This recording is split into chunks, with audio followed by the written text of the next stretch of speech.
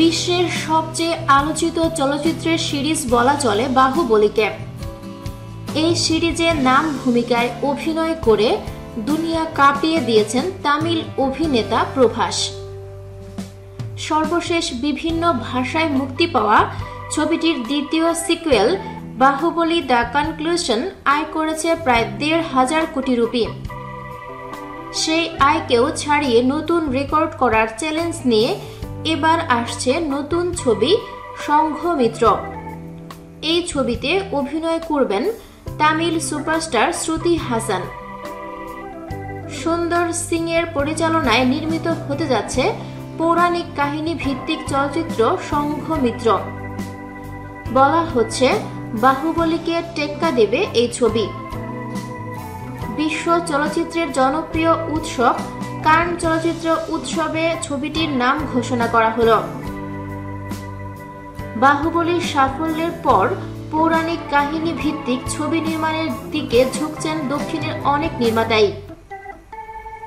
তারই ধারাবাহিকতায় শ্রুতি হাসান অভিনীত সংঘমিত্র চলচ্চিত্রটির আগমনী বার্তা আনুষ্ঠানিকভাবে জানানো হয়েছে কান চলচ্চিত্র উৎসবের মঞ্চে।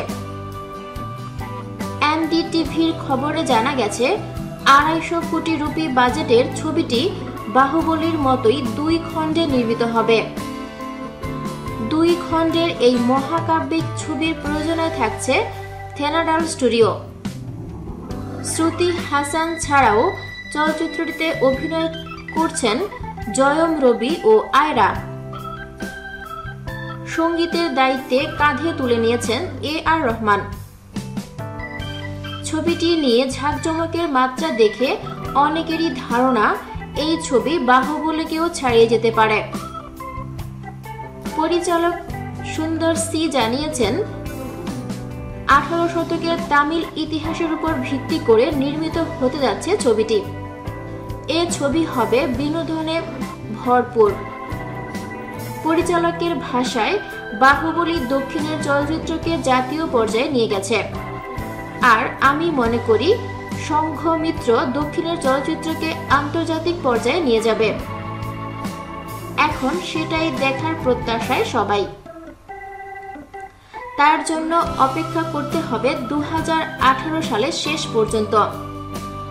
ছবিটি আগামী বছরের অক্টোবরের দিকে মুক্তি পাওয়ার কথা রয়েছে।